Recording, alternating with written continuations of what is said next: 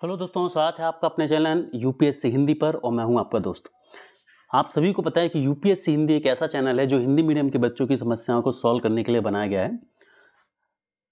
और यहाँ पर हमने जो कोर्स शुरू किया है वो यूपीएससी ईपीएफओ एपीएफसी 2023 के प्रोस्पेक्ट से शुरू किया। जी हाँ दोस्तों, यूपीएससी ईपीएफओ एपीएफसी के 2023 के लिए जो 550 प्लस वैकेंसीज निकली हैं, 550 से ज़्यादा वैकेंसीज निकली हैं, उनके लिए यहाँ पर हमने एक कंप्लीट हिंदी कोर्स जो है वो आप सभी के लिए लॉन्च किया है। कोर्स जो है वो अकाउंटिंग से आपका शुरू हो रहा है और यहाँ पर हम कोशिश करेंगे कि सारे के सारे सब्जेक्ट जो हैं वो आपको हिंदी में प्रोवाइड कराए जाएँ। जो मैंने पहली क्लास डाली उस क्लास को बहुत सारा प्यार मिला सभी बच्चों को और ये सीरीज़ अब लगातार आपकी चलती रहेगी और रेगुलर यहाँ पर आपको जो है वो क्लासेस मिलती रहेंगी। तो यदि आप चैनल पर नए हैं, चैनल को सब्सक्राइब आपने अभी तक नहीं किया है तो चैनल को सब्सक्राइब कर लें और जल्दी जल्दी सब्सक्राइब करें ताकि हम लाइव क्लासेस भी लेना शुरू करें। क्योंकि यूट्यूब की एक पॉलिसी है, एक सर्टेन नंबर ऑफ सब्सक्राइबर है उसके पहले जो है हम लाइव क्लासेस नहीं ले सकते। आपको लगेगा कि यदि मैं सब्सक्राइबर के लिए बोल रहा हूँ तो आप यूट्यूब पर सर्च कर सकते हैं कि भाई यूट्यूब पर लाइव आने के लिए क्या क्या कंडीशन ज़रूरी है, ठीक है। तो उसके बाद ही मैं लाइव आ पाऊँगा। ये इसलिए बता रहा हूँ क्योंकि बहुत सारे बच्चे हैं जो ये रिक्वेस्ट कर रहे हैं कि सर आप लाइव आएँ इस चैनल पर, तो इसीलिए मैं आप सभी के साथ शेयर कर रहा हूँ। वेल, स्टार्ट करते हैं। तो हिंदी मीडियम वाले बच्चों की प्रॉब्लम्स को सॉल्व करने के लिए उन सब का समाधान जो है वो यहाँ पर आपको इस चैनल पर मिल रहा है। शुरुआत करते लेखांकन की। शुरू के 5 मिनट में हम सबसे पहले रिवाइज करेंगे कि हमने पहली क्लास में क्या पढ़ा था। तो यदि हम बात करें आपसे लेखांकन की या अकाउंटिंग की, तो अकाउंटिंग लेखांकन की जो शुरुआत होती है वो होती है कंसेप्ट पुस्तपालन से। पुस्तपालन हम ऐसा मान सकते हैं कि पुस्तपालन जो है वो एक लेखांकन का बहुत छोटा सा भाग है या शुरुआत है लेखांकन की, या अकाउंटेंसी की जो शुरुआत है वो पुस्तपालन है। पुस्तपालन होता क्या है? देखिए, पुस्तपालन का मतलब ये होता है कि ये एक साइंस भी है, ये एक आर्ट भी है। पुस्तपालन जो है ये साइंस भी है और आर्ट भी है। इसके अंदर क्या किया जाता है, छोटे छोटे जो डे टू डे ट्रांजेक्शन्स होते हैं, जो सौदे होते हैं, उन सौदों को एक जगह सिस्टमेटिकली रिकॉर्ड किया जाता है, जिसे हम पुस्तपालन कहते हैं। इसका एक बहुत छोटा सा एग्जाम्पल भी मैंने आप सभी को बताया था कि मान लीजिए आपकी एक दुकान है और उस दुकान पर आपके पास एक रजिस्टर है या कॉपी है, ठीक है।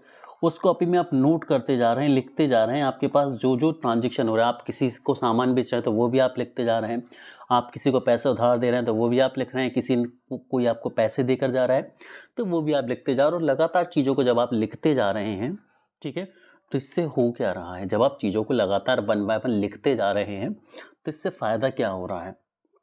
इससे फ़ायदा आपको ये हो रहा है कि सारा का सारा रिकॉर्ड जो है वो एक जगह पर सिस्टमेटिकली आपको मिल जाएगा, डेट वाइज मिल जाएगा और एक ऑर्डर में मिल जाएगा, जिस ऑर्डर में आपके पास वो ट्रांजेक्शन्स आए थे। क्लियर? तो यही कहलाता है पुस्तपालन। मतलब आपने जो भी ट्रांजेक्शन किया है डे टू डे लाइफ में, अपनी दैनिक जीवन में जो भी आपने लेन देन किया है, उस लेन देन को जब आप एक जगह लिखने लगते हैं तो इसे हम पुस्तपालन कहते हैं और यहीं से हम अकाउंटेंसी की या लेखांकन की शुरुआत मानते हैं। लेखांकन जो है ये एक बृहद कंसेप्ट है ना, एक बहुत बड़ा सब्जेक्ट है लेखांकन और उसका एक बहुत छोटा सा भाग है पुस्तपालन, ठीक है। तो इसके बारे में फिर हमने कुछ डेफिनेशंस भी देखी थी। उससे पहले हम सभी लोग समझते हैं कि पुस्तपालन क्या है। वह विज्ञान या कला है जिसके अनुसार व्यक्ति, फर्म, कंपनी अथवा निगमों और व्यक्तियों के अन्य संघ एवं संस्थाओं के द्वारा व्यावसायिक सौदों का मापन किया जाता है। बही खाता पद्धति भी इसे कहा जाता है, जो वित्तीय लेन देन की पहचान के लिए रिकॉर्डिंग रखता है। सिंपल सी बात है। फिर यहाँ पर हमने कुछ विशेष परिभाषाएं देखी थी, जिसमें हमने सबसे पहली परिभाषा देखी थी बिक्री के अनुसार। तो बिक्री ने क्या बोला था कि जो बुक कीपिंग है वो एक नींव है और जिस पर हम व्यापार का ढांचा तैयार करते हैं। तो बिक्री ने क्या बोला था कि जो आपकी बुक कीपिंग है वो एक नींव है और इसके ऊपर आप व्यापार का ढांचा बनाते हैं, मतलब पूरी अकाउंटेंसी आप करते हैं। तो अकाउंटेंसी की जो नींव है, लेखांकन की जो नींव है, वो बुक कीपिंग ही है, या जिसे हम बोले पुस्तपालन ही है, ठीक है। इसके बाद हमने देखी थी पैगलर की परिभाषा। पैगलर ने क्या बोला था?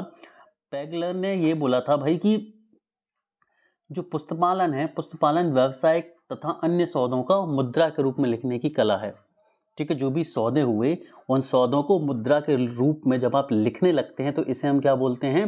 ये किसने बोला था? पैगलर ने बोला था, ठीक है। इसके बाद हमने देखा था कार्टर के अनुसार। ये करताल लिख गया था, एक्चुअल में ये कार्टर है, क्या ये कार्टर है? कार्टर के अनुसार हम बात करें, कार्टर ने क्या बोला था? कार्टर के अनुसार पुस्तपालन का आशय हिसाब की पुस्तकों में मुद्रा या माल के हस्तांतरण से संबंधित सभी व्यापारिक सौदों को लिखने की व्यवस्था कहलाती है, ठीक है, लिखने की व्यवस्था कहलाती है। ठीक है, तो आई होप ये बेसिक सी चीज़ें सभी को समझ आ गई होंगी। ठीक है, अब हम जो क्रम पढ़ा है वो इस तरह से पढ़ेंगे कि भाई देखिए लेखांकन है आपका, लेखांकन आपका विषय, और इसके अंदर हम सबसे पहले पढ़ेंगे पुस्तपालन। पुस्तपालन के बाद हम पढ़ेंगे लेखाकर्म, और इन दोनों की क्रियाकलाप से मिलकर बनेगा आपका लेखांकन। तो लेखांकन एक बृहद रूप है और इसके अंदर आने वाली दो छोटी छोटी चीजें हैं, उनमें से एक पुस्तपालन और एक लेखाकर्म है, तो कंफ्यूज नहीं होंगे कोई भी। उसके बाद हम बात करते हैं बही खाते के लाभ क्या होते हैं। आप जो पुस्तपालन करते हैं उस पुस्तपालन के लाभ क्या होते हैं, तो हमने सभी ने देखा था कि भाई पुस्तपालन के लाभ में सबसे बड़ा लाभ था विस्तृत रिकॉर्डिंग करना, जिसमें एक पूरी तरह से समर्पित बुक कीपर हमेशा एक रिकॉर्ड रखेगा, है ना। ये हमेशा कानूनी रूप से जवाबदेह होते हैं, भविष्य की वित्तीय योजना को बनाने में आसानी होती है, खातों की वर्तमान स्थिति के बारे में आप एक छोटी संक्षिप्त जानकारी प्राप्त कर सकते हैं, निवेशकों के साथ आप बेहतर संबंध बना सकते हैं। क्यों? क्योंकि आप जब बुक कीपिंग करते हैं तो आप पारदर्शिता को बनाए रख सकते हैं। ठीक है, एक बेहतर भविष्यवाणी कर सकते हैं। क्यों? क्योंकि जब आपके पास सारे के सारे रिकॉर्ड लिखे होंगे सिस्टमेटिकली, तो आपको एक आइडिया होगा कि हम किस तरह के ट्रेंड में चल रहे हैं और इन ट्रेंड से आगे किस तरह की चीज़ें घटित हो सकती हैं। ठीक है, बिजनेस रिस्पॉन्स को हम बढ़ा सकते हैं। तो ये सारी की सारी चीज़ें जो हैं वो बही खाते की वजह से या बुक कीपिंग की वजह से संभव हैं। ठीक है, इसके बाद हम बात करते हैं लेखा कर्म की या अकाउंटेंसी की। देखिए, सबसे छोटी टर्म होती है पुस्तपालन, जिसे हम बुक कीपिंग बोलते हैं। उसके बाद आता है लेखा कर्म, और लेखा कर्म से बनती है आपका लेखांकन। मतलब लेखांकन एक बृहद स्वरूप है, उसके अंदर लेखा कर्म आता है और लेखा कर्म के अंदर पुस्तपालन आता है। कुछ इस तरह से आपको ये चीजें समझनी होगी बहुत डिटेल में। ठीक है, तो हमने लेखा शास्त्र या लेखा कर्म समझा, तो ये क्या है, साधारण व्यक्ति या तो वही खाता तथा लेखा कर्म दोनों को एक ही अर्थ समझता है, दोनों का एक ही अर्थ समझ सकता है साधारण व्यक्ति। ठीक है, किंतु यदि हम बात करें समाजशास्त्र में इन शब्दों का प्रयोग भिन्न भिन्न अर्थों में किया जा सकता है। वास्तविकता तो यह है कि जहां वही खाता का कार्य समाप्त होता है वहां पर लेखा कर्म का कार्य जो है वो प्रारंभ होता है। मतलब लेखा कर्म जो है एक बृहद स्वरूप है बही खाता का। ठीक है, लेखा कर्म के अंतर्गत मुख्यतः इन कार्यों का समावेश किया जाता है। तो अब हम समझते हैं कि लेखा कर्म में कौन कौन सी चीजें समाहित हैं। तो लेखा कर्म में वित्तीय स्वभाव के व्यावसायिक सौदों मतलब रिकॉर्डिंग आती है, कैलकुलेशन आता है, लेन देन का कैलकुलेशन करना, क्लासिफिकेशन करना, समराइजेशन आता है, मतलब एक सारांश तैयार करना, एक छोटा मसौदा तैयार करना जिसके आधार पर आप पूरी की पूरी कहानी को समझ सकें। और तीसरा आता है इंटरप्रिटेशन ऑफ रिजल्ट, मतलब परिणामों की व्याख्या करना। तो ये सारी की सारी चीज़ें जो होती हैं लेखा कर्म में मौजूद होती हैं। ठीक है, इसके बाद हमने क्या देखा था कि लेखा कर्म की विषय सामग्री क्या क्या होती है, मतलब ऐसी कौन कौन सी चीज़ें हैं जो लेखा कर्म के अंदर आप कर सकते हैं। लेखा कर्म के अंदर कौन कौन सी चीज़ें जो हैं वो करी जा सकती है, उनकी हमने बात करी थी। सब्जेक्ट मैटर क्या क्या होते हैं अकाउंटेंसी के। ठीक है, तो अकाउंटेंसी के अंदर आप कौन कौन से कार्य कर सकते हैं, तो इसमें सबसे पहला आता है भाई पुस्तपालन की प्रविष्टियों की जांच करना। ठीक है, पुस्तपालन की प्रविष्टियों की जांच करना, तलपट तैयार करना, माल खाता बनाना, लाभ हानि खाता बनाना, आर्थिक चिट्ठा खाता बनाना, भूल सुधार के लेखा करना, समायोजन के लेखे करना, परिणामों के निष्कर्ष निकालना तथा व्यवसाय के लिए आवश्यक नीति का निर्धारण करना। तो ये जो सारी की सारी चीज़ें होती हैं लेखा कर्म के अंतर्गत करी जाती हैं। तो ये बहुत ज़्यादा इंपॉर्टेंट है, आपको याद होनी चाहिए। इन पर बेस्ड क्वेश्चन जो है वो आपके पूछे जा सकते हैं। साथ ही सही बच्चों से बोलूँगा कि कमेंट सेक्शन में ये जरूर बताएं कि कंटेंट आपको समझ आ रहा है। जो हिंदी भाषा इसमें यूज़ हो रही है इसमें किसी तरह की कोई परेशानी तो नहीं है, क्योंकि इस पूरी सीरीज़ को बनाने के लिए आपको एक अच्छी क्वालिटी की हिंदी उपयोग करी जा रही है। गूगल ट्रांसलेटेड हिंदी नहीं मिलेगी। मैं आप सभी बच्चों को बता दूँ कि ये हमारा जो चैनल है इस पर गूगल ट्रांसलेटेड हिंदी आपको नहीं मिलेगी, आपको प्रॉपर हिंदी जो है यहाँ पर उपलब्ध कराई जाएगी। अब हम बात करते हैं कि पुस्तपालन और लेखा कर्म में अंतर क्या होता है। तो हम बात करें, यहाँ पर हम देखा था कुछ आधार देखे थे जिसमें हमने देखा था सौदा। तो पुस्तपालन के अंतर्गत प्रारंभिक पुस्तकों के सौदों को लिखना होता है, जबकि लेखा कर्म के अंतर्गत सौदों को जांच करने का काम होता है। योग व बाकी की हम बात करें तो इसमें जर्नल की राशियों योग एवं खाता बही के खातों का योग व बाकियाँ निकाली जाती हैं। इसमें योगों व बाकियों का तलपट तैयार बनाकर उसकी जांच की जाती है। पोस्टिंग की बात करें तो यहाँ पर रोज नाम या जर्नल मेंटेन किया जाता है और यहाँ पर पोस्टिंग की जांच की जाती है। आवश्यक खाते में पुस्तपालन के अंतर्गत व्यापार खाता होता है, लाभ हानि खाता होता है, चिट्ठा नहीं बनाया जाता। लेकिन लेखा कर्म में माल खाता होता है, लाभ हानि खाता होता है एवं चिट्ठा बनाया जाता है। तो मेन डिफरेंस याद रखना है। खातों की बात करें, पुस्तपालन में आप चिट्ठा नहीं बनाते, लेकिन लेखा कर्म में आप चिट्ठा बनाते हैं। निष्कर्ष की बात करें तो पुस्तपालन के आधार पर निष्कर्ष नहीं निकाले जा सकते, लेकिन लेखा कर्म के आधार पर निष्कर्ष भी निकाले जा सकते हैं और निर्वचन भी किया जा सकता है। तो ये दो बहुत इंपॉर्टेंट टर्म है। पुस्तपालन के आधार पर कभी भी निर्णय या निष्कर्ष नहीं निकाले जा सकते। ठीक है, फिर हमने देखे थे पुस्तपालन व लेखा कर्म के क्या क्या लाभ होते हैं। पुस्तपालन व लेखा कर्म के हमने देखे थे कि क्या क्या लाभ हो सकते हैं, यहाँ पर हमने बात करी थी। तो यहाँ पर यदि हम बात करें तो सबसे पहला लाभ क्या था भाई कि व्यवसायों के क्रय विक्रय में सहायता होती है। व्यवसायों के क्रय विक्रय में क्या होती है? सहायता होती है। कर निर्धारण में सहायता करते हैं। पुस्तपालन की हम बात करें, लेखा कर्म की बात करें, दोनों ही। व्यापारिक विवादों के निपटान में ये बहुत बड़ी और अहम भूमिका का निर्वहन करते हैं। जब भी ऋण लेने की बात आती है कंपनियों के द्वारा, तो ऋण लेने में भी ये सहायक होते। क्यों होते? क्योंकि देखिए, जब भी आप बैंक से ऋण लेने जाएंगे तो बैंक आपसे पूछेगा कि भाई आपका लेन देन किस तरह से चलता है, जरा हमें बताइए। तो आप लेन देन बताने के लिए अपने पुस्तपालन या अपने लेखा कर्म से रिकॉर्ड निकाल कर ही रिकॉर्ड उन्हें देंगे। यदि आप पुस्तपालन मेंटेन नहीं कर रहे हैं, बुक कीपिंग आप प्रॉपरली नहीं कर रहे हैं, आप लेखा कर्म प्रॉपरली नहीं कर रहे हैं, तो आप बैंक को कोई सबूत ही नहीं दे पाएंगे। जब आप बैंक को कोई सबूत नहीं दे पाएंगे तो आपको ऋण लेने में बहुत ज़्यादा मुश्किल का सामना करना पड़ेगा। तो बेसिकली ये ऋण लेने में आपकी सहायता करता है। आगे हम बात करें, ख्याति के राशि निर्धारण में सहायक होते हैं। बड़े पैमाने पर उत्पादन में सहायक होते हैं। कर्मचारियों पर नियंत्रण रखने में ये मदद करते हैं आपको। व्यावसायिक कानूनों के संशोधन में सहायक होते हैं। उचित लेखों द्वारा लागत व मूल्य निर्धारण से उपभोक्ताओं को लाभ दिलाते हैं और व्यवसाय की वित्तीय विवरणों के आधार पर न्यायाधीशों को निर्णय लेने में आसानी करते हैं। तो बेसिकली पुस्तपालन और लेखा कर्म बिजनेस के अंदर से लेकर बिजनेस के बाहर कोर्ट तक मदद करते हैं आपको। तो पुस्तपालन और लेखा कर्म जो है वो एक बहुत इंपॉर्टेंट रोल यहाँ पर प्ले करते हैं। अब ये तो था रिवीजन पार्ट। अब यहाँ से आपकी क्लास सेकंड का कंटेंट जो है वो शुरू होता है। तो अब हम समझने वाले हैं कि अकाउंटिंग और अकाउंटेंसी में अंतर क्या है। मैंने आप सभी से क्या बोला कि आपने बुक कीपिंग पढ़ी, फिर आपने अकाउंटेंसी पढ़ी, अब आप अकाउंटिंग शब्द पर आए। ठीक है, तो अंतर क्या है अकाउंटेंसी में और अकाउंटिंग में?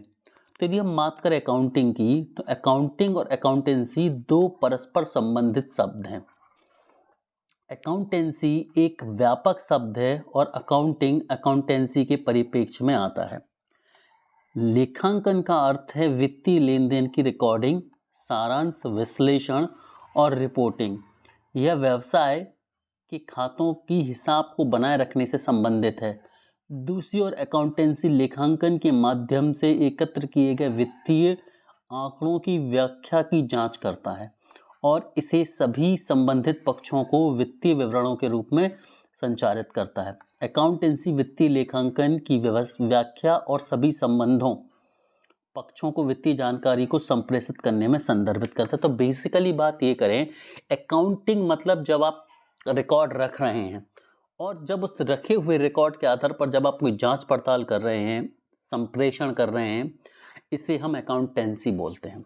ठीक है, और ये जो पूरा सिनारियो हमें करना है, हम उसमें अकाउंटिंग पढ़ेंगे। अकाउंटेंसी की तो हमें डेफिनेशन पढ़नी है, दैट्स इट। अकाउंटेंसी का हमने लाभ पढ़ लिया, दैट्स इट। लेकिन अब इसके आगे जो भी पढ़ेंगे हम वो अकाउंटिंग पढ़ेंगे। क्यों? क्योंकि अकाउंटिंग में होता क्या है, बेसिकली अकाउंटिंग का मतलब है कि आप जो प्रैक्टिकल कर रहे हैं, ऑन ग्राउंड जो आप कर रहे हैं, वो आपकी अकाउंटिंग है। ठीक है, मतलब जो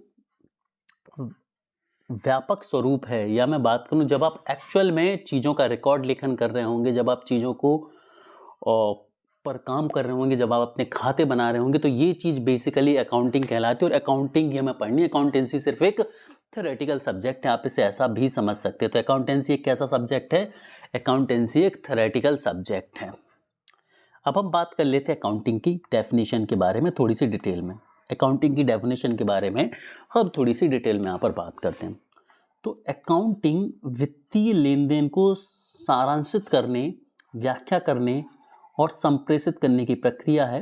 लेखांकन का अर्थ है विभिन्न रिकॉर्डों को इकट्ठा करना और उन्हें व्यवस्थित रूप से रिकॉर्ड करना ताकि वे उपयोगी डेटा बन सके। अब समझिए जरा इस चीज़ को। आपने बुक कीपिंग करी, आपने क्या करी, बुक कीपिंग करी। बुक कीपिंग मतलब आपने पुस्तक पालन किया, पुस्तक पालन किया आपने। पुस्तक पालन में आप क्या करते हैं, रिकॉर्ड को एक ही जगह रख लेते हैं, मतलब मिक्स होती हैं सारी की सारी चीज़ें। अब आपने क्या किया, उन्हें उठाकर उन्हें कैटेगराइज करना चालू किया, उन्हें श्रेणी के अनुसार बांटना चालू किया। कुछ लाभ हानि से संबंधित सौदे थे उन्हें अलग रखा, जो आपकी बिक्री के सौदे थे आपने उन्हें अलग रखा, जो आपकी खरीद फरोख्त के सौदे थे वो आपने अलग रखे, जो आपके उधार के सौदे थे आपने उन्हें अलग रखा। ठीक है, तो जब आप अपने डे टू डे के सौदों को अलग अलग करके अलग अलग खातों में लिखने लगते हैं, उनका एनालिसिस करने लगते हैं, तो उससे हम क्या बोलते हैं, उससे हम अकाउंटिंग बोलने लगते हैं। उससे हम क्या बोलने लगते हैं, अकाउंटिंग बोलने लगते हैं। सिंपल सी बात ये है।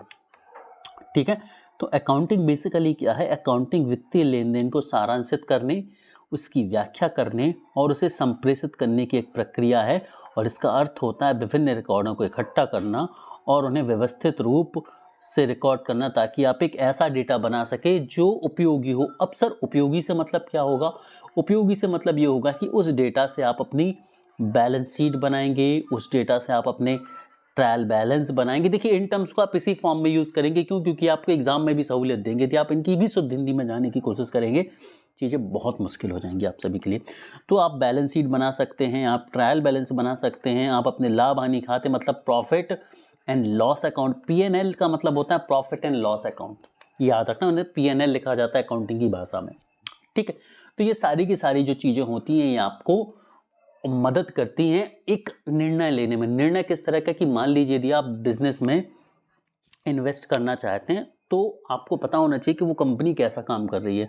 उसके लिए आपको बैलेंस शीट चाहिए, उसके लिए आपको ट्रायल बैलेंस चाहिए, उसके लिए आपको कंपनी के प्रॉफिट एंड लॉस अकाउंट चाहिए।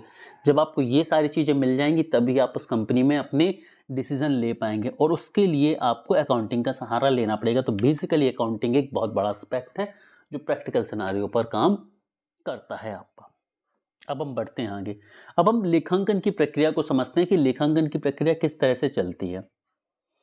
ठीक है, तो लेखांकन प्रक्रिया की हम बात करें तो ये एक सर्कुलर प्रोसेस होती है, मतलब एक एंड दूसरे एंड से इसका हमेशा कनेक्टेड रहता है। पहले बीच में क्या लिखा हुआ है इसको समझिए कि जो लेखांकन होता है, लेखांकन निर्णयकर्ताओं को आर्थिक क्रियाओं एवं उनके निर्णयों परिणामों से जोड़ता है। इसका मतलब ये हुआ कि मान लीजिए जो अकाउंटेंसी होती है, कंपनी में यदि अकाउंटेंसी नहीं होगी तो हमें नहीं पता चलेगा कि कंपनी ने इस साल में कितना पैसा लगाया, उसके बदले उसने कितना रेवेन्यू जनरेट करा, कंपनी ने कितना फ़ायदा हुआ, कंपनी को कितना नुकसान हुआ। जब हम ये सारी की सारी चीज़ें करते हैं तो इसी आधार पर हम ये देख पाते हैं कि कंपनी प्रोसेस किस तरह से चल रही है, कंपनी में प्रोग्रेस हो भी रही है या नहीं हो रही है। ठीक है, तो बेसिकली ये सारा की सारी मदद आपकी कौन करती है, अकाउंटेंसी करती है। तो यदि हम लेखांकन प्रक्रिया की बात करें, अकाउंटिंग की हम बात करें आपके लिए, तो लेखांकन प्रक्रिया में लेखांकन सूचना का संप्रेषण किया जाता है सबसे पहले। ठीक है, अब इस संप्रेषित जानकारी को लेखांकन की निर्णायक आंतरिक एवं बाह्य उपयोगकर्ता के द्वारा देखा जाता है। फिर इसका निर्णय लिया जाता है जिसमें आर्थिक घटनाओं का एक विशेष रोल होता है। आर्थिक घटनाएं कौन कौन सी होती है, जैसे मान लीजिए कंपनी ने इस साल कितना पैसा कमाया, ये एक आर्थिक घटना है। कितना पैसा गवाया, कंपनी ने कोई असेट खरीदा, कंपनी ने कोई लायबिलिटी खरीदी, है ना। ठीक है, तो ये सारी की सारी आर्थिक घटनाएं होती हैं जो आपको अकाउंटिंग के माध्यम से ही पता चलती हैं, और इन्हीं के आधार पर जो है वो निर्णय लिया जाता है। एक बार फिर से समझेंगे कि इन्हीं के आधार पर क्या लिया जाता है प्यारे बच्चों, निर्णय लिया जाता है। ठीक है, अब हम समझते हैं अकाउंटिंग के प्रकार, और ये एक बहुत इंपॉर्टेंट स्लाइड आप सभी बच्चों के लिए होने वाली है, टाइप्स ऑफ अकाउंटिंग, है ना। अकाउंटिंग के टाइप जो है ये सबसे इंपॉर्टेंट स्लाइड होने वाली है आप सभी बच्चों के लिए। तो पहली बात हम करें तो सबसे पहला आता है आपका फाइनेंशियल अकाउंटिंग। सबसे पहला क्या आता है आपका, फाइनेंशियल अकाउंटिंग, है ना। What is financial accounting, financial accounting की हम बात करें तो इसमें कंपनी के हितधारकों द्वारा उपयोग किए गए वित्तीय विवरण के रूप में कंपनी की वित्तीय जानकारी का एकीकरण, संकलन और उत्पादन की प्रक्रिया शामिल है। तो यदि मैं बोलूं कि फाइनेंशियल अकाउंटिंग क्या होता है, तो फाइनेंशियल अकाउंटिंग का मतलब यही होता है कि कंपनी के जितने भी वित्तीय विवरण होते हैं उनको इकट्ठा करना, उनका संकलन करना, ठीक है, वित्तीय जानकारी के एकीकरण, संकलन और उत्पादन की प्रक्रिया जो इसमें शामिल होती है। इसके बाद हम बात करें प्रोजेक्ट अकाउंटिंग। दूसरा क्या है? Project accounting. प्रोजेक्ट अकाउंटिंग में क्या होता है? कंपनी द्वारा वित्तीय दृष्टिकोण से चल रही विभिन्न परियोजनाओं की प्रगति को ट्रैक करने के लिए उपयोग किया जाता है। तो ध्यान से समझना, पहले और दूसरे में अंतर क्या हो गया। फाइनेंशियल अकाउंटिंग क्या हुई? फाइनेंशियल अकाउंटिंग को यदि मैं आपको समझाऊं तो फाइनेंशियल अकाउंटिंग एक ऐसे प्रोसेस है जिसमें कंपनी के सीधे तौर पर जो फाइनेंशियल चीज़ें होती हैं, जो फाइनेंशियल एस्पेक्ट होते हैं, जो कंपनी के सीधे तौर पर वित्तीय विवरण होते हैं, जिसमें हम कंपनी के डेप्रिसिएशन को देख सकते हैं, मतलब मूल्यह्रास को, हम कंपनी की लेनदारियों को देख सकते हैं, देनदारियों को देख सकते हैं, कंपनी ने कितना ब्याज दिया या कितना ब्याज कमाया, कंपनी के पास कितने खर्चे हैं, कंपनी की इनकम कितनी है। ये सारे के सारे जो सीधे तौर पर फाइनेंशियल या वित्तीय विवरण जो कंपनी के होते हैं, जब आप इन्हें रिकॉर्ड करते हैं तो इनकी रिकॉर्डिंग को, इनकी अकाउंटिंग को हम फाइनेंशियल अकाउंटिंग कहते हैं। दूसरी तरफ हमने देखा प्रोजेक्ट अकाउंटिंग। प्रोजेक्ट अकाउंटिंग का मतलब ये होता है कि एक कंपनी जिन प्रोजेक्ट पर काम कर रही है, जिनसे भविष्य में कंपनी को आय हो सकती है या भविष्य में कंपनी का पैसा डूब सकता है, तो उनके बारे में हम जो है अकाउंटिंग जब करते हैं तो उसे हम प्रोजेक्ट अकाउंटिंग कहते हैं। मान लीजिए एक कंपनी है जिसको एक प्रोजेक्ट मिला जो 5 साल का प्रोजेक्ट था, तो इस प्रोजेक्ट में कंपनी किस तरह से काम करेगी, किस तरह से काम कर रही है, क्या क्या चीज़ें इसमें लगा रही है, क्या क्या प्रॉफिट इससे कमा रही है, या कौन कौन से लॉस इससे कंपनी को हो रहे हैं, जब इस चीज़ की अकाउंटिंग करी जाने लगेगी तो उसे हम प्रोजेक्ट अकाउंटिंग बोलेंगे। तीसरा आता है मैनेजरियल अकाउंटिंग। मैनेजरियल अकाउंटिंग क्या होता है? यह मुख्य रूप से आंतरिक परिचालन रिपोर्टिंग के लिए उपयोग की जाने वाली जानकारी को संचित करता है। मैनेजरियल अकाउंटिंग का मतलब ये होता है कि एक मैनेजर है, वो अपने एम्प्लॉयज़ की सैलरी को, एम्प्लॉयज़ की परफॉर्मेंस को ट्रैक करता है, ठीक है। वो कंपनी के इंटरनल डिसीजंस को ट्रैक करता है, वो कंपनी के इंटरनल इनकम एंड एक्सपेंसेस को जब ट्रैक करता है और जब इस चीज़ का लेखा जोखा रखा जाता है तो उसे हम मैनेजरियल अकाउंटिंग कहते हैं। तो इस स्लाइड में हमने सबसे पहले 3 अकाउंटिंग देखी। पहली देखी हमने फाइनेंशियल अकाउंटिंग।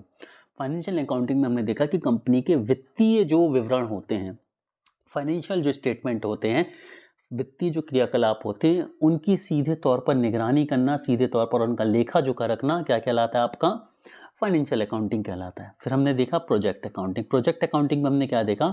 कंपनी के जो वित्तीय दृष्टिकोण होते हैं, जो भविष्य में चलेंगे, भविष्य में चलने वाले प्रोजेक्ट पर निर्भर करेंगे, उन्हें हम प्रोजेक्ट अकाउंटिंग बोलेंगे। और फिर हमने क्या देखा? मैनेजरियल अकाउंटिंग देखा हमने।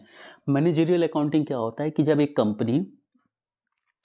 कंपनी जो आंतरिक परिचालन रिपोर्टिंग के लिए उपयोग करी जाने वाली जानकारी का उपयोग करता है, जिससे कंपनी का इंटरनल सिस्टम कैसे चलेगा, जब ये देखा जाने लगे कि कंपनी का इंटरनल सिस्टम क्या हो, कैसे चलेगा, तब हम इसे क्या बोलने लगते हैं?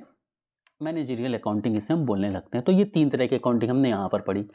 आगे हमने देखा है ये चौथे नंबर की अकाउंटिंग है आपकी, जो पहला लिख गया है। चौथे नंबर की अकाउंटिंग आपकी कौन सी है? Government accounting. अब ये क्या होती है सर गवर्नमेंट अकाउंटिंग, बता दीजिए ज़रा।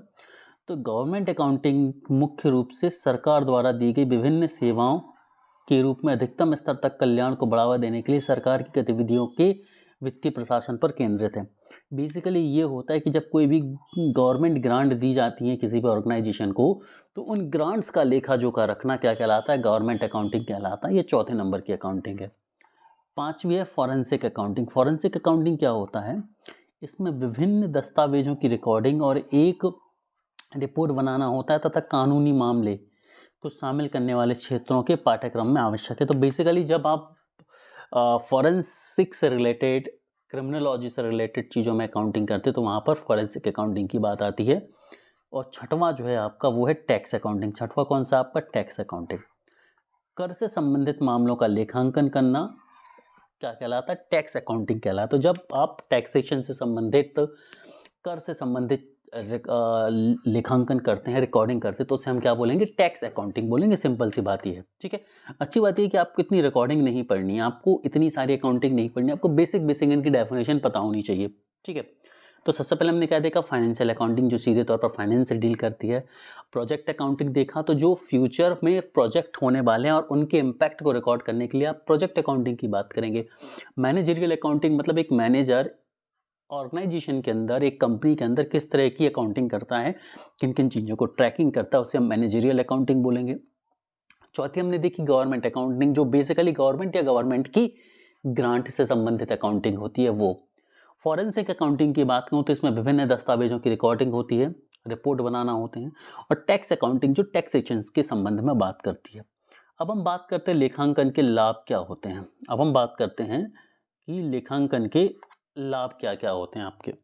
ठीक है, तो लेखांकन के लाभ, बेनिफिट्स ऑफ अकाउंटिंग क्या क्या है, ये बहुत ज़्यादा इंपॉर्टेंट क्वेश्चन है। सीधा आपसे क्वेश्चन पूछा जा सकता है कि इनमें से कौन सा एक लेखांकन का लाभ नहीं है, या इनमें से कौन कौन से लेखांकन के लाभ हैं। इस तरह का क्वेश्चन आपसे सीधे तौर पर पूछा जा सकता है। तो सबसे पहला है लाभ की, यदि मैं बात करूं तो सबसे पहला लाभ है व्यावसायिक रिकॉर्ड का रखरखाव करना। अकाउंटिंग की मदद से आप जितने भी व्यावसायिक रिकॉर्ड्स होते हैं उनका रखरखाव कर सकते हैं सिस्टमैटिकली, बहुत अच्छे ढंग से। वित्तीय विवरण जो है आप तैयार करते हैं, जैसे कि आप अपनी बैलेंस शीट बनाएंगे, आप अपनी ट्रायल बैलेंस बनाएंगे, आप अपनी लाभ हानि खाते बनाएंगे, तो ये सभी अकाउंटिंग के मदद से ही किए जा सकते हैं, बिना अकाउंटिंग के नहीं किए जा सकते। आप परिणामों की तुलना यहाँ पर कर पाएंगे। आप क्या कर पाएंगे, परिणामों की यहाँ पर तुलना कर पाएंगे। वित्तीय निर्णय लेने में आपको आसानी होगी कि भाई वित्तीय निर्णय किस तरह से लिए जाएंगे। अब ये कंपनी के द्वारा भी लिए जा सकते हैं, ये आपके स्टैक होल्डर्स शेयर धारकों के द्वारा भी लिए जा सकते हैं, और एक बाहरी व्यक्ति के द्वारा भी लिए जा सकते हैं। क्यों? क्योंकि जब आप लेखांकन करते हैं तो उसमें पारदर्शिता बढ़ती जाती है, उसमें कंपनी के सारे एस्पेक्ट को लिया जाता है, लिखा जाता है। इससे आप ये आसानी से निर्णय ले सकते हैं कि भाई कंपनी किस तरह से काम कर रही है, और कंपनी पर हम पैसा लगा भी सकते हैं या नहीं लगा सकते हैं। कानूनी मामलों में साक्ष्य के रूप में भी आपके लेखांकन काम करते हैं, और ये हमने कई जगह पढ़ा है कि भाई जो आपकी वाउचरिंग होती है या आपके जो अकाउंटिंग स्टेटमेंट होते हैं, उन्हें हम कानून में सबूतों के तौर पर भी उपयोग कर सकते हैं, जो कि एक बहुत बड़ा रोल प्ले करते हैं। संबंधित पक्षों की जानकारी प्रदान करता है, कराधान टैक्सेशन मामलों में मदद करता है, और व्यवसाय का मूल्यांकन करता है ना। हम सभी ने देखा था कि जब भी एक कंपनी को संभालने की, समझने की बात आती है तो हम उसकी बैलेंस शीट को देखते हैं। हम क्या देखते हैं, उसकी बैलेंस शीट को देखते हैं और समझने की यहाँ पर कोशिश करते हैं। ठीक है, तो ये सारे के सारे लेखांकन के लाभ होते हैं, आपको याद रखने। व्यवसायिक रिकॉर्ड का लेखा जोखा करना, यदि हम बात करें, पहला लाभ है व्यवसायिक रिकॉर्ड का रखरखाव करना, वित्तीय विवरण तैयार करना, परिणामों की तुलना करना, वित्तीय निर्णय लेने में आसानी, कानूनी मामलों में साक्ष्य, संबंधित पक्षों की जानकारी प्रदान करना, कराधान मामलों में मदद करना, और व्यवसाय का मूल्यांकन करना। ठीक है, तो ये जो होते हैं आपके लेखांकन के यहाँ पर लाभ होते हैं। ठीक है मेरे दोस्तों, तो यहाँ पर आपने लेखांकन की बेसिक्स को भी समझ लिया है। अब कल की जो क्लास होगी वो बहुत इंपॉर्टेंट होने वाली है, जिसमें हम अकाउंटिंग के बारे में कुछ और चीज़ें जो हैं वो समझने वाले हैं। यहाँ पर मैं कुछ चीज़ें आपको नोट करा दूंगा जो आप सभी बच्चों को नोट करनी है। ठीक है, तो पहली चीज़ जो है सभी बच्चे नोट करके चलेंगे मेरे साथ। ठीक है, एक नाम नोट करना है आपको, ल्यूकस पैसियोली। ल्यूकस पैसियोली, ये नाम आप लोग याद रखेंगे। ठीक है, इसके साथ जो लिखवा रहा हूँ वो नोट करेंगे। ल्यूकस पैसियोली को बोला जाता है पुष्प पालन के प्रारंभकर्ता, है ना। इन्हें क्या बोला जाता है, पुष्प पालन के पिता। पुष्प पालन के पिता बोला जाता है, जो कहाँ से आते हैं, आपके फ्रांस से आते हैं। ठीक है, कहाँ के हैं, फ्रांस के। ठीक है, तो याद रखना है ल्यूकस पैसियोली। ठीक है ना, ल्यूकस पैसियोली, इन्हें बोला जाता है father of book keeping, father of book keeping, है ना, जो कि फ्रांस से हैं। ठीक है, आई होप पहली चीज बच्चों ने नोट कर ली होगी। ठीक है, कुछ इंपॉर्टेंट चीजें जो मैं नोट करा रहा हूँ इन्हें नोट जरूर कर लेंगे। दूसरा जो पॉइंट आप सही बच्चों को नोट करना है वो ये है कि इनकी एक पुस्तक है ना, किसकी, ल्यूकस पैसियोली की, जिन्हें हम बोलते हैं फादर ऑफ बुक कीपिंग। इनकी एक पुस्तक है जिसका नाम है डी कंप्यूटिसेट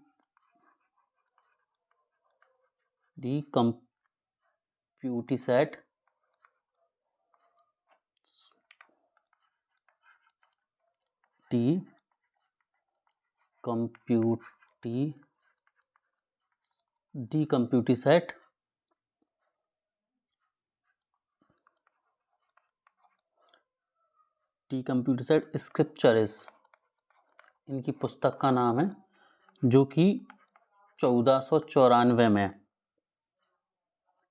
इटली में प्रकाशित हुई थी। किसमें प्रकाशित हुई थी, इटली में प्रकाशित हुई थी। ठीक है, ये आपको याद रखना है। दूसरी चीज़ है कि हिसाब किताब की पुस्तकों के निश्चित नियमों के अनुसार लेखा करने की विधि को लेखांकन कहते हैं। तो लेखांकन बेसिकली क्या है, जो हिसाब किताब की पुस्तकें हैं उनको एक नियमों के अनुसार लेखा करने की विधि लेखांकन कहलाती है। तो यदि लेखांकन की मैं परिभाषा और अच्छे रूप में बोलूँ आपसे कि लेखांकन क्या होता है, तो लेखांकन क्या है भाई, लेखा विधि जो कि किस अनुसार है, नियमानुसार है। ठीक है, किस अनुसार है, नियमानुसार है। तो लेखांकन बेसिकली क्या है, लेखा विधि है जो कि नियमानुसार लेखन करने की बात होती है। ठीक है, ठीक है। और एक और चीज याद रखना है, भारत में एकांकी व्यापार एक चीज और साझेदारी दूसरी चीज, ये दो तरह की जब बिजनेस होते हैं, फर्म होते हैं, इनको पुस्तकालन और लेखाकम रखना भारत में अनिवार्य नहीं है। तो याद रखना, एकांकी व्यापार को और साझेदारी व्यापार को पुस्तकालन या लेखाकर्म रखना भारत में अनिवार्य बिल्कुल भी नहीं है। तो यहाँ पर हमारी आज की क्लास खत्म होती है। बेसिक्स हमने कर लिए हैं। कल से हम जो है कुछ इंपॉर्टेंट अजम्पशंस पढ़ने वाले हैं हिंदी में, तो बहुत मज़ा आने वाला है। आप सभी को बहुत हेल्प आपकी क्लास करेगी। ठीक है, तो पढ़ते रहिए दोस्तों और आगे बढ़ते रहिए। Have a great day everyone.